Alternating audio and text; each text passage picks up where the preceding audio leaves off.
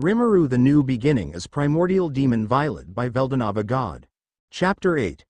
The Aftermath of Veldanava's Death 20,000 years after the defeat by Veldanava. Hell's Throne Room. The grandeur of Hell's throne room seemed overshadowed by the tempest of anger and disbelief roiling within its two rulers. Violet and John, who had long reigned supreme over Hell, now stood stunned and seething with rage at the latest revelation delivered by one of their subordinates. The demon messenger, visibly trembling under the intense scrutiny of the two demon queens, struggled to maintain composure. The weight of their fury was palpable, and the air crackled with their barely restrained emotions. Violet, her violet aura crackling with barely contained anger, broke the tense silence. "So, you're telling us that Veldanava, the god we once sought to challenge, has been slain by mere humans? Is that truly what happened?" The demon, his voice shaky, nodded vigorously. "Yes, my queen. Veldanava was defeated by a coalition of powerful humans. His strength had greatly diminished following the birth of his daughter, Milam Nava. The humans exploited his weakened state and managed to kill him." John's expression was a mixture of disbelief and intense fury. Veldanava, dead? And by humans, no less. How could such insignificant beings achieve what we could not? What about Milam? Does she pose any threat now? Violet's eyes narrowed dangerously, her aura flaring with rage. This is an affront to everything we have strived for. How could those mortals, who were beneath our notice, bring down a god? And now, what of his daughter? The demon, shrinking further under their scrutiny, responded hastily. Veldanava's power had been significantly diminished after Milam's birth, making him vulnerable to their attack. John's fists clenched in frustration. And so the once great god, who was our rival, has fallen. Now his former subordinates have allied with these humans. What does this mean for us? What is our next move?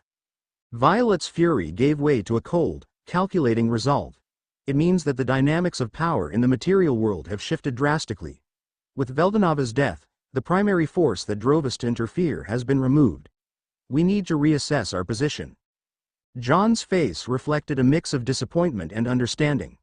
If Veldanava is no longer a concern, and the humans have managed to rise to power, perhaps we should redirect our focus. There's no longer a grand rival to challenge.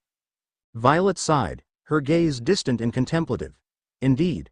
Our previous goal of challenging Veldanava is no longer relevant. Our focus should now be on consolidating our power within Hell.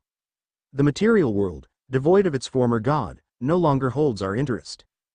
John nodded in agreement, her expression softening. You're right. With Veldanava gone, the material world has lost its allure. Our dominion over Hell remains intact, and without a significant threat, there's no need to concern ourselves with external conflicts. The demon messenger, sensing the shift in focus, carefully spoke up. "My queens, what shall we do now?" Violet waved a hand dismissively, her voice carrying a note of finality. "Return to your duties. We will use this time to strengthen our rule and ensure that our reign remains unchallenged. The material world is no longer our concern. We have maintained our supremacy here, and that is where our attention will remain." As the demon departed, Violet and John remained in the throne room, contemplating the profound changes that had occurred. With Veldanava's death, their driving force had been removed, and their focus had shifted inward. The grand throne room, once a hub of planning for future conquests, now became a place of reflection. Violet and John, having solidified their control over Hell, turned their attention to maintaining their reign, prepared to embrace a new era free from the influence of their former rival. Chapter 9. The resurgence of Violet Infernal Throne Room, the vast, dark chamber was filled with a sense of power and eternal dominance. Violet, the reigning queen of Hell, sat on her throne, her mind flickering with thoughts from another time, another world. A secret she carried, a truth known only to her. She was once Rimuru Tempest, the same slime that had ruled Tempest. After reuniting her soul with Ultima's and being reborn as the Primordial Violet, she was no longer the same, but the memories of that past timeline still haunted her. John, her closest companion and the only other entity who shared her infernal throne, noticed her subtle shift in mood.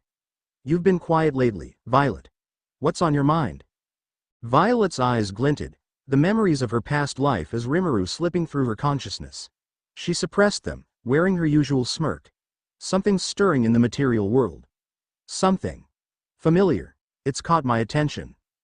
John tilted her head, intrigued. Familiar. What do you mean? Violet's smile faded, her gaze turning sharp. There's a presence from the material realm that's resonating with a force I knew all too well in my past life. Rimuru is rising again, but this time in a new form. John's brows furrowed. Rimuru? You mean the slime named by Veldora? The one you've mentioned in passing before? Violet nodded slowly. Yes. It seems history is repeating itself, but this time, I'm no longer that naive slime. I've grown, evolved, and taken on new purpose. But there's a strange sense of fate unfolding again. This new Rimuru has begun his ascent towards becoming a demon lord. Material world.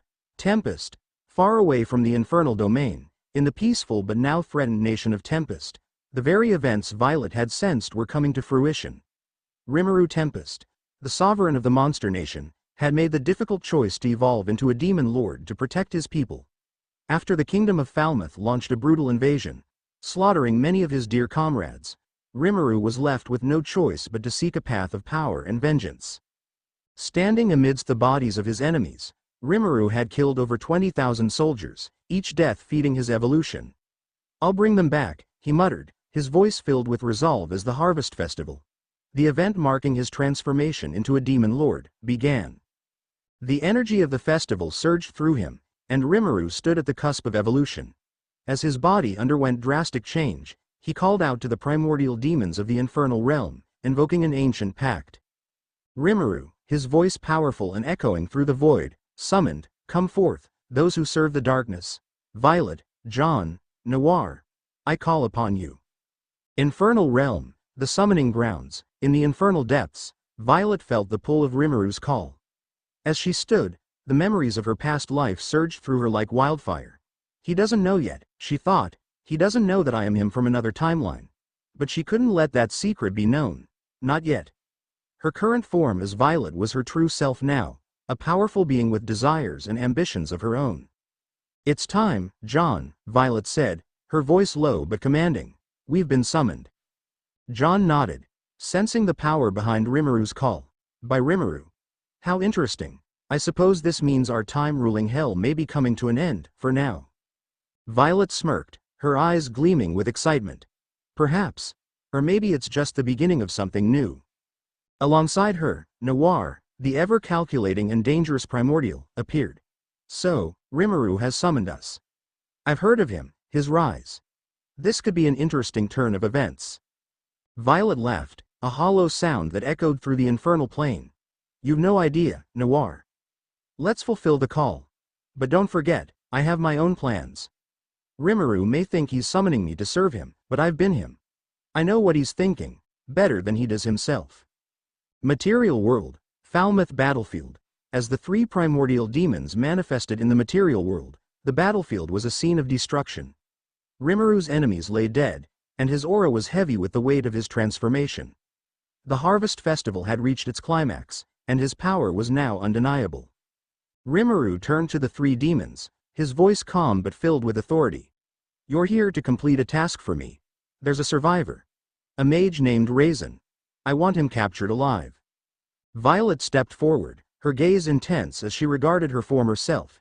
"He has no idea who I truly am," she mused. "It will be done, Rimuru. We'll bring you Razen. But know this, we're not just tools for your use. We have our own desires and interests." Rimuru's eyes narrowed slightly, but he didn't question her further. "I don't care about your desires, as long as the job gets done. Capture Razen, and do it quickly. I have plans for him." John, standing beside Violet, added with a smirk, "It'll be over soon. We've been waiting for an excuse to stretch our power. Consider it done." As they moved to complete their task, Violet glanced one last time at Rimuru, the weight of her secret pressing down on her. "You have no idea, do you?" she thought. "I am you, Rimuru, from a time long forgotten. But now, I'll shape this world with my own hands. This time, it's different. This time, I lead." The hunt begins. With Rimuru's command in mind, Violet, John, and Noir began their search for the mage Razen, the lone survivor of Falmouth's army. As they tracked him down, Violet couldn't help but feel the pull of her old memories conflicting with her current self. Noir, sensing her inner conflict, asked, You seem distracted, Violet. Something on your mind? Violet shook her head, dismissing the thought. Just reminiscing. Nothing important. Let's finish this quickly. John laughed. You're always so mysterious, Violet. But we'll have time for answers later. For now, let's have fun with this task. The three primordial demons descended upon the land like a storm, their power unmatched as they pursued Razen. For Violet, this was just the beginning. A new chapter in a world she had once ruled as Rimuru. Now, as Violet, she would forge a new path, one filled with battle, chaos, and the fulfillment of her own ambitions.